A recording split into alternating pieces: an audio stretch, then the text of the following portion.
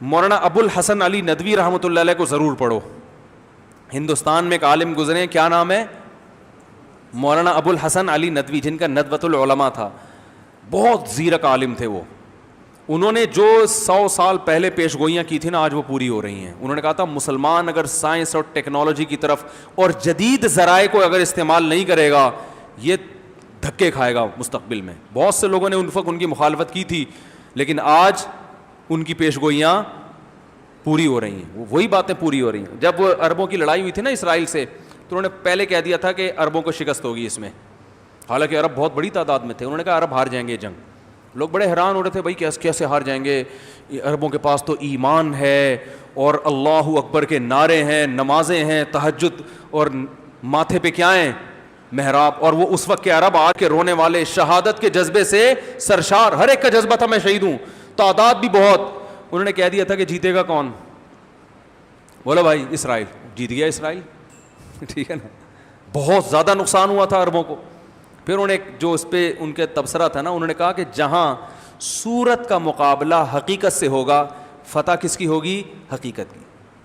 فرمایا یہاں صورت ہے, دیکھنے میں بہت ہیں, نعرے بہت ہیں, سب کچھ ہے, اس کے پاس تیاری ہے جنگ کی, ان کے پاس جنگ کی تیاری نہیں ہے, جنگ کے نعرے ہیں. جیسے میرے پاس تلوار ہے, بارڈر پہ جانے کا جذبہ ہے, گھوڑا منگوا سکتا ہوں میں, لیکن اگر میں بارڈر پہ اس جذبے کے ساتھ پہنچ جاؤں, لڑ لوں گا نہیں بھائی. یہ باتیں میں تبھی میں نے جب یہ کہہ رہا تھا نا تلوار لے کے دل چاہ رہا ہے کہ میں بارڈر پہ جاؤں, تو اس وقت میں نے فوراً ایک جملہ کہا تھا کہ باتیں کرنے پر گورنمنٹ کی طرف سے کوئی پابندی نہیں ہے. یہ میں نے اس لیے کہا تھا کہ جاؤں گا نہیں, میں جانے کا جب موڈ ہوگا تو پھر پہلے آرمی جوائن کروں گا, 1 سال کی ٹریننگ لوں گا, بم چلانا سیکھوں گا, توپیں چلانا سیکھوں گا, ٹھیک ہے نا, وہ جو پوری ٹریننگ دیتے ہیں وہ سیکھوں گا. اس کے بعد جا کے بولوں گا کہ بھائی میری بارڈر پہ تشکیل کرو. تو اور آپ بھی ایسی حماقت نہ کریں. ارطغرل ڈرامے دیکھ کے لوگ گھوڑے ووڑے نا, ایک آدمی کو دکھایا, لوگ پتہ نہیں کیا کیا مزاحیہ چیزیں بناتے ہیں, گدھے پہ بیٹھا ہوا ہے, 2 طرف تلواریں لے کے نا. انہوں نے بتایا یہ ڈرامے کا اثر ہے. تو انہوں نے پہلے کہہ دیا تھا کہ فتح کس کو ہوگی؟ اسرائیل. انہوں نے کہا وہ تیاری ہے بھائی, یہاں تہجد ہے, روزے بھی ہیں, شہادت کا جذبہ بھی ہے. اتنا کافی ہوتا تو اعدوا لهم ما استطعتم من قوہ, جو قرآن نے کہا کہ دشمن کے خلاف قوت اکٹھی کرو. اور پھر ہم تو ہر چیز میں تعویل کرتے ہیں نا. قرآن میں اللہ نے کیا کہا ہے؟ ایمان والو جنگ لڑنے میں نا دشمن کے خلاف کیا بناؤ؟ اپنے آپ کو پاورفل کرو. تو ہو سکتا ہے کوئی جاہل صوفی اٹھ کے اس آیت کی تشریح کرتا کہ یہاں قوت سے ایمانی قوت مراد ہے, دشمن کے خلاف ایمان مضبوط کرو. تو اللہ نے آگے فوراً کہہ دیا وَمِن رِبَاطِ الْخَيْلِ, استبل بناؤ گھوڑوں کے, صحیح ہے نا. اور حدیث میں آپ نے تشریح کر دی, فرمایا الا ان القوۃ الرمی, یاد رکھو یہاں قوت سے مراد تیر اندازی ہے, تیر اندازی, تیر چلانا سیکھو.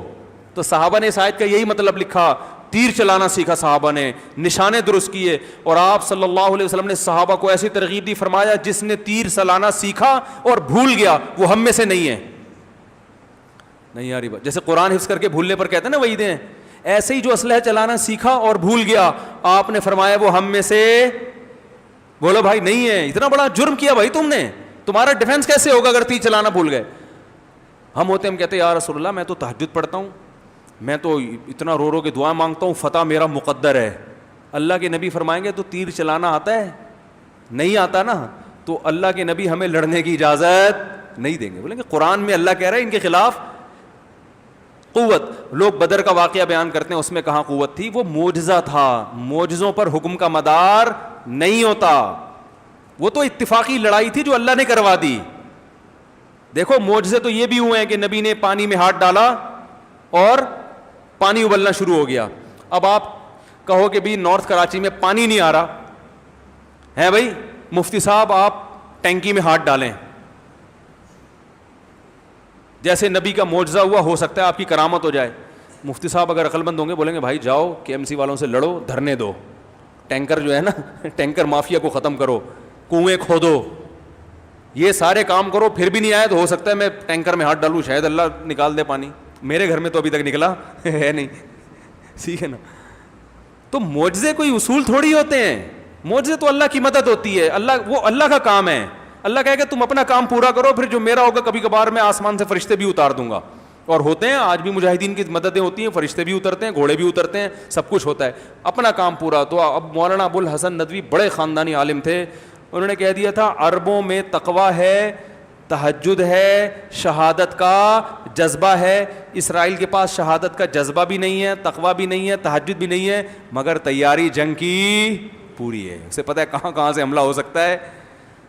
کہا کہ وہاں حقیقت ہے, یہاں صورت ہے.